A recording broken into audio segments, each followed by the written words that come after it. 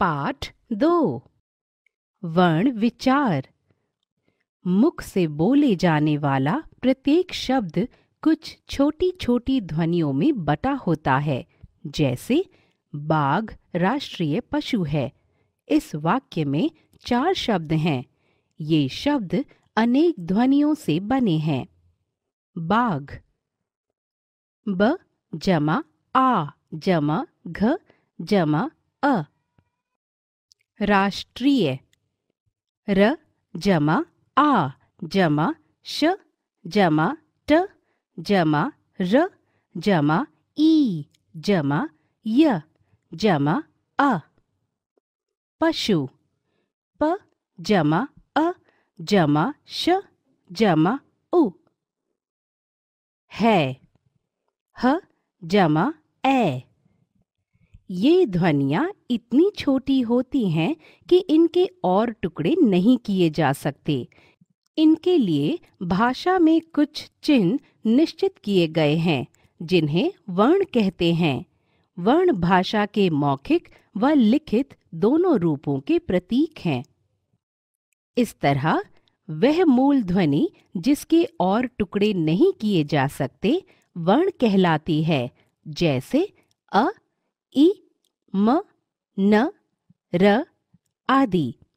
वर्णों का शुद्ध उच्चारण ही भाषा के शुद्ध लेखन में सहायक होता है, अतः इनका ज्ञान होना अत्यावश्यक है। इसीलिए किसी भाषा को सीखने के लिए सबसे पहले उसके वर्णों को बोलना, लिखना और पढ़ना सीखना पड़ता है। वर्णमाला। वर्णमाला 2 शब्दों के मेल से बना शब्द है। वर्ण जमा माला। जिस प्रकार फूलों को एक क्रम से गूंथकर माला बनाई जाती है, उसी प्रकार वर्णों को भी एक क्रम में रखकर वर्णमाला बनती है। इस तरह भाषा के वर्णों के क्रमबद्ध और व्यवस्थित समूह को वर्णमाला कहते हैं। प्रत्येक भाषा की अपनी एक वर्णमाला होती है। हिंदी की भी एक वर्णमाला है। उच्चारण के आधार पर हिंदी वर्णमाला के वर्णों को 2 भागों में बांटा जा सकता है। 1 स्वर, 2 व्यंजन।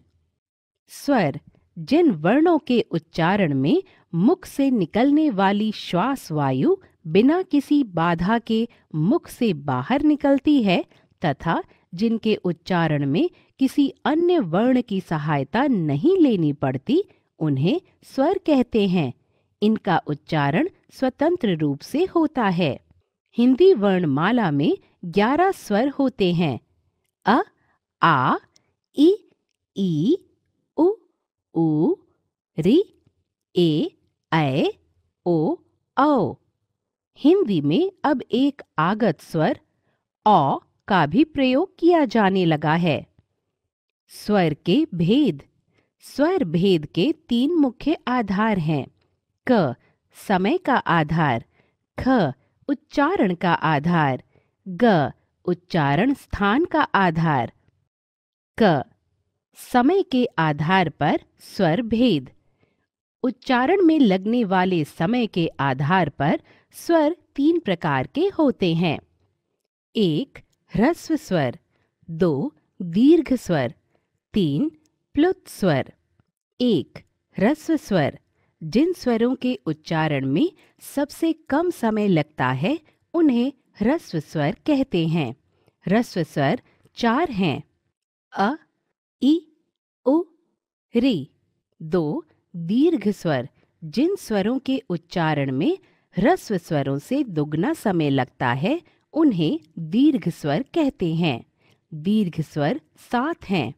आ, ई, उ, ए, ऐ, ओ, औ। अंग्रेजी से हिंदी में आगत स्वर औ भी दीर्घ स्वर है। 3 प्लुत स्वर। प्लुत स्वर के उच्चारण में ह्रस्व स्वर से 3 गुना या उससे भी अधिक समय लगता है। इस स्वर को लिखने के लिए इसके बाद 3 की संख्या लिखते हैं, जैसे ओम आदि। इसका प्रयोग किसी को पुकारते समय भी किया जाता है। ऐसे स्थानों पर इसको लिखने के लिए चिन्ह का प्रयोग किया जाने लगा है, जैसे ओ, हरी, सुनो आदि। ख उच्चारण के आधार पर स्वर भेद। उच्चारण के आधार पर भी स्वरों के दो भेद होते हैं।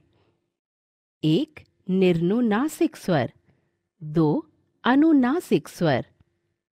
एक निर्नुनासिक स्वर, जिन स्वरों का उच्चारण केवल मुख से होता है उन्हें निर्नुनासिक स्वर कहते हैं, जैसे अ, आ, इ, ई, उ, ऊ, ए, ऐ, ओ, औ। दो अनुनासिक स्वर, जिन स्वरों का उच्चारण मुख व नाक दोनों से होता है उन्हें अनुनासिक स्वर कहते हैं, जैसे आ, ई, ई, उ, ए, ऐ, ओ, औ। इन स्वरों को लिखने के लिए इन पर अनुनासिकता का चिन्ह चंद्रबिंदु लगाया जाता है। लेकिन यदि मात्रा शिरोरेखा के ऊपर लगती है तो चंद्र बिंदु को बिंदु के रूप में ही लिखा जाता है, जैसे मैं, हैं, नहीं, गोंद आदि। अनुनासिक स्वर शब्द के प्रारंभ, मध्य और अंत सभी स्थानों पर आ सकते हैं, जैसे चांदनी, हंसी, कहूँगा, पहुँच, नदियाँ, यहाँ वहाँ आदि। ग उच्चारण स्थान के आधार पर स्वर भेद। किसी वर्ण के उच्चारण में जिस अंग का मुख्य योगदान होता है उसे उस वर्ण का उच्चारण स्थान कहते हैं। इन उच्चारण स्थानों के आधार पर स्वरों के निम्नलिखित भेद होते हैं। एक कंठ्य, जिन वर्णों का उच्चारण कंठ से होता है उन्हें कंठ्य कहते हैं। अ, आ कंठ्य स्वर हैं। दो तालव्य, जिन वर्णों का उच्चारण तालु से होता है उन्हें तालव्य कहते हैं। इ, ई तालव्य स्वर हैं। तीन मूर्धन्य, जिन वर्णों का उच्चारण मूर्धा से होता है उन्हें मूर्धन्य कहते हैं। रि मूर्धन्य स्वर है। चार ओष्ठ्य, जिन वर्णों का उच्चारण ओष्ठ से होता है उन्हें ओष्ठ्य कहते हैं। उ, ऊ ओष्ठ्य स्वर हैं। पाँच कंठ तालव्य, जिन वर्णों का उच्चारण कंठ और तालु से होता है उन्हें कंठ तालव्य कहते हैं। ए, ऐ कंठ तालव्य स्वर हैं। 6 कंठौष्ठ्य, जिन वर्णों का उच्चारण कंठ और ओष्ठ से होता है उन्हें कंठौष्ठ्य कहते हैं। ओ, औ कंठौष्ठ्य स्वर हैं। स्वरों की मात्राएं। स्वरों का प्रयोग जब व्यंजन के साथ किया जाता है तब उन्हें मात्रा के रूप में व्यंजन के साथ जोड़ा जाता है। अ स्वर की कोई मात्रा नहीं होती। सामान्यतः हिंदी के सभी व्यंजनों में अ स्वर मिला हुआ है। यदि स्वर रहित व्यंजन लिखना हो तो हम उसे हलंत क, ख, च आदि रूप में लिखते हैं। स्वर और उनकी मात्राएं निम्नलिखित हैं। स्वर मात्रा शब्द अ, बटन, आ, बाजा, ई, दिन, ई, कील, उ, गुलाब, ऊ, सूरत, रि, कृषक, ए, मेला, ए, सैनिक, ओ, तोता, औ, लौटा। ध्यान दीजिए, कुछ मात्राएं व्यंजनों के दाईं ओर, कुछ बाईं ओर, कुछ व्यंजनों की खड़ी पाई के नीचे और कुछ शिरोरेखा के ऊपर लगती हैं। र व्यंजन में उ और ऊ की मात्रा उसके बीच में लगती है, जैसे रुपया, गुरु, अमरूद, जरूर आदि में। अयोग वाह हिंदी वर्णमाला में स्वरों के बाद अंग और अह दो वर्ण और आते हैं। अंग को अनुस्वार और अह को विसर्ग कहते हैं। ये अयोगवाह कहलाते हैं। ये स्वर नहीं हैं, किंतु स्वरों की भांति इनके भी मात्रा चिन्ह हैं।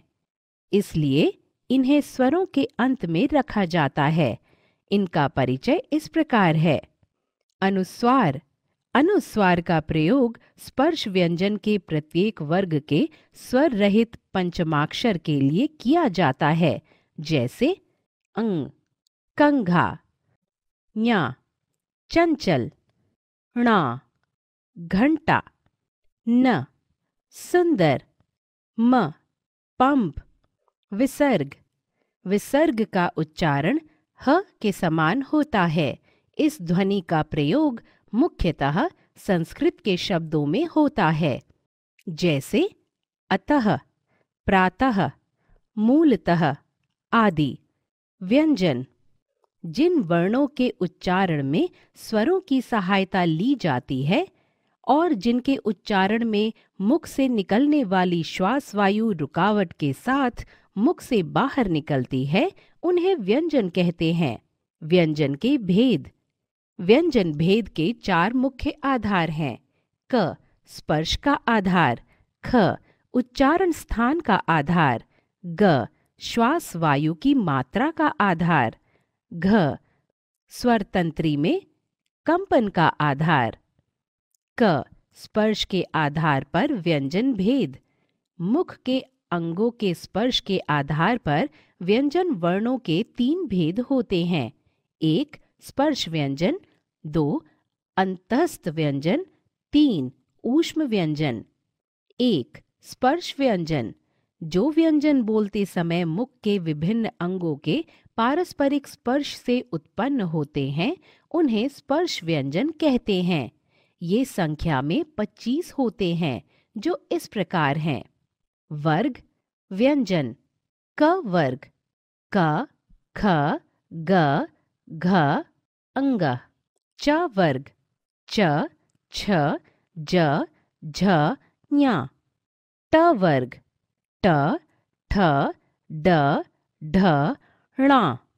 त वर्ग, त, थ, द, ध, न। प वर्ग, प, फ, ब, भ, म। 2 अंतःस्थ व्यंजन।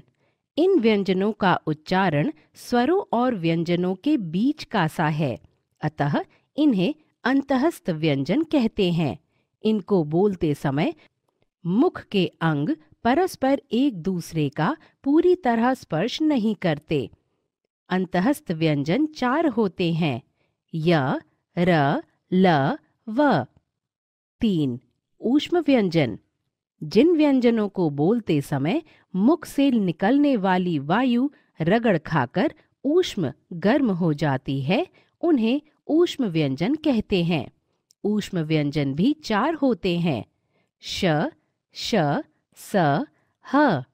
ख उच्चारण स्थान के आधार पर व्यंजन भेद। उच्चारण स्थानों के आधार पर भी व्यंजनों के अनेक भेद होते हैं।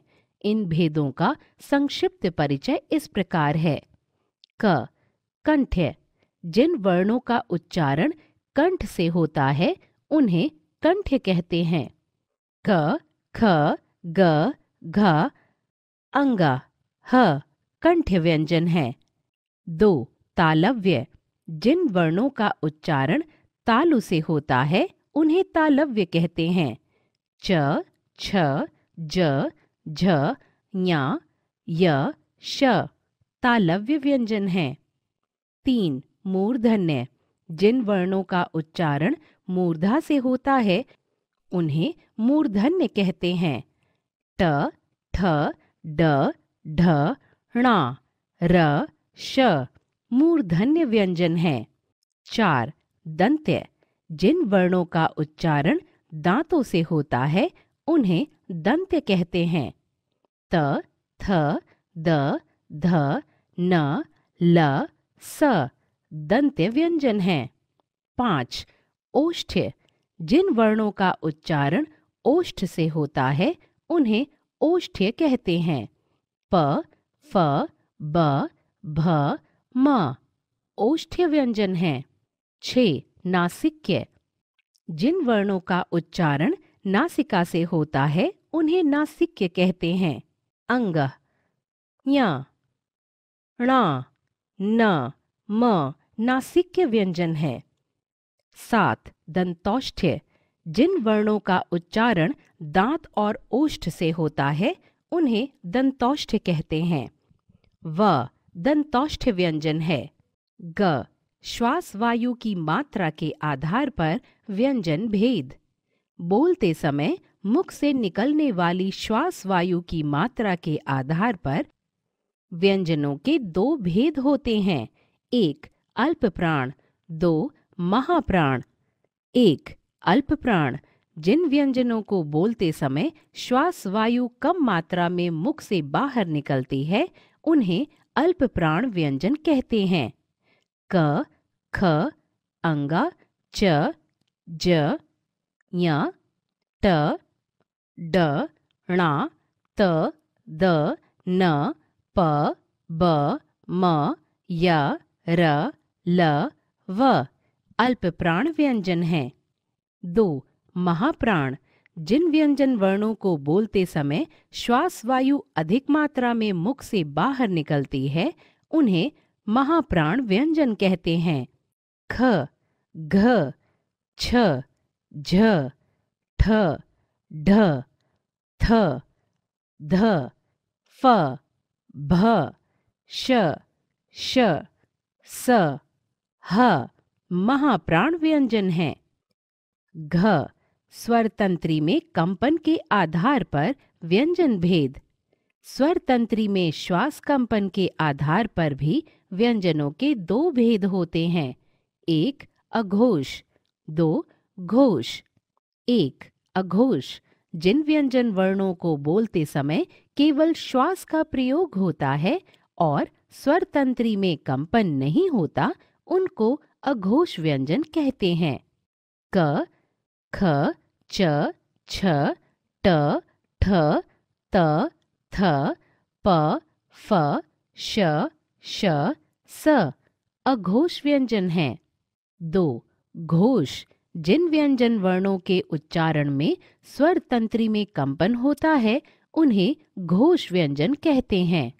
ग, घ, अंगा, ज, झ, ञ, ड, ढ, ण, द, ध, न, ब, भ, म, य, र, ल, व, ह घोष व्यंजन हैं। ध्यान दीजिए, सभी स्वर घोष होते हैं। संयुक्त व्यंजन।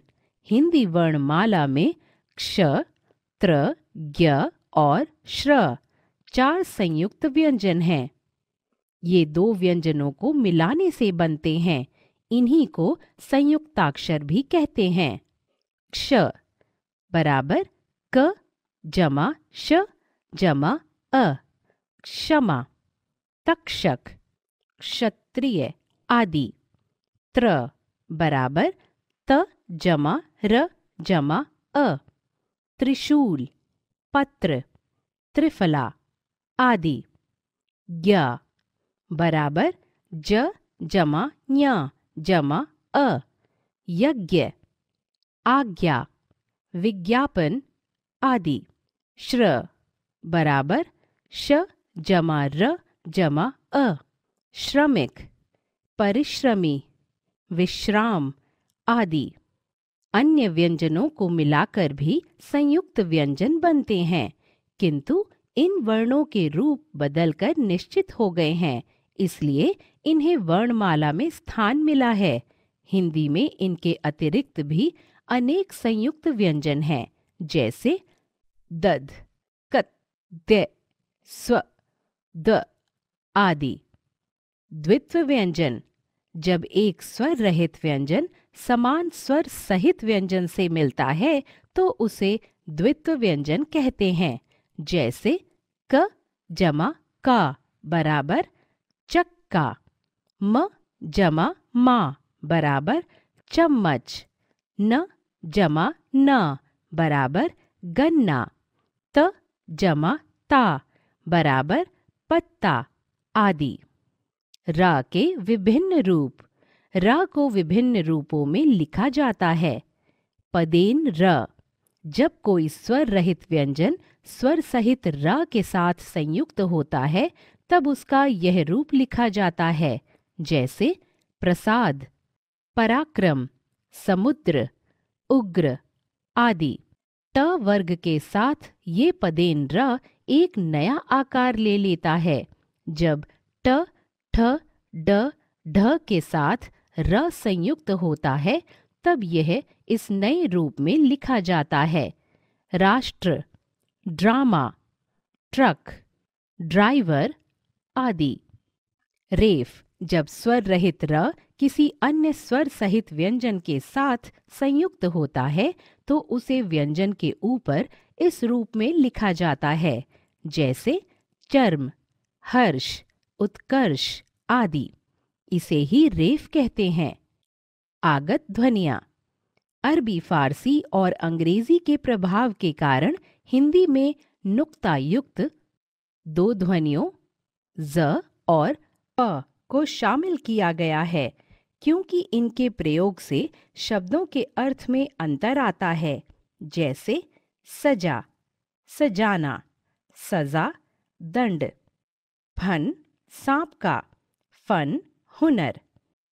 वर्ण विच्छेद, शब्दों को उनकी ध्वनियों वर्णों में तोड़कर लिखना वर्ण विच्छेद कहलाता है। वर्ण विच्छेद के कुछ उदाहरण इस प्रकार हैं। राष्ट्र बराबर र जमा आ जमा श जमा ट जमा र जमा अ। भक्ति बराबर भ जमा अ जमा क जमा त जमा ई। लक्ष्य बराबर ल जमा अ जमा क जमा श जमा य जमा अ। फूल बराबर फ जमा ऊ जमा ल जमा अ। उपक्रम बराबर उ जमा प जमा अ जमा क जमा र जमा अ जमा म जमा अ। आश्रय बराबर आ जमा श जमा र जमा आ जमा य जमा अ। क्षमा बराबर क जमा श जमा अ जमा म जमा आ। कंचन बराबर क जमा अ जमा या जमा च जमा अ जमा न जमा अ। प्रातः बराबर प जमा र जमा आ जमा त जमा अह। ज्ञानी बराबर ज जमा या जमा आ जमा न जमा ई। नंदन बराबर न जमा अ जमा न जमा द जमा अ जमा न जमा अ। वर्ण संयोजन, शब्द के वर्ण विच्छेद के वर्णों को मिलाकर उनसे शब्द बनाने की प्रक्रिया को वर्ण संयोजन कहते हैं। जैसे ब जमा उ जमा द जमा ध जमा अ बराबर बुद्ध। आ जमा द जमा अ जमा र जमा श जमा अ बराबर आदर्श।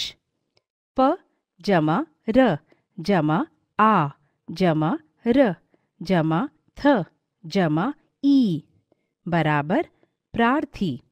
स जमा अ जमा या जमा च जमा अ जमा य जमा अ बराबर संचय। न जमा इ जमा व जमा ए जमा द जमा अ जमा न जमा अ बराबर निवेदन। हमने सीखा भाषा की सबसे छोटी इकाई वर्ण होती है। वर्णों के क्रमबद्ध व्यवस्थित समूह को वर्णमाला कहते हैं। वर्ण के दो भेद हैं, स्वर और व्यंजन। स्वरों का उच्चारण स्वतंत्र रूप से होता है। व्यंजनों के उच्चारण में हवा मुख के अलग अलग स्थानों से बाधित होती हुई बाहर निकलती है। स्पर्श के आधार पर व्यंजन वर्णों की संख्या 25 होती है। दो भिन्न व्यंजनों के मेल से बने व्यंजन संयुक्त व्यंजन कहलाते हैं। क्ष, त्र, ज्ञ, श्रा। दो समान व्यंजनों के मेल से बने व्यंजन द्वित्व व्यंजन कहलाते हैं। शब्दों को उनके वर्णों में तोड़कर लिखना वर्ण विच्छेद कहलाता है। वर्ण विच्छेद के वर्णों को मिलाकर शब्द बनाना वर्ण संयोजन कहलाता है।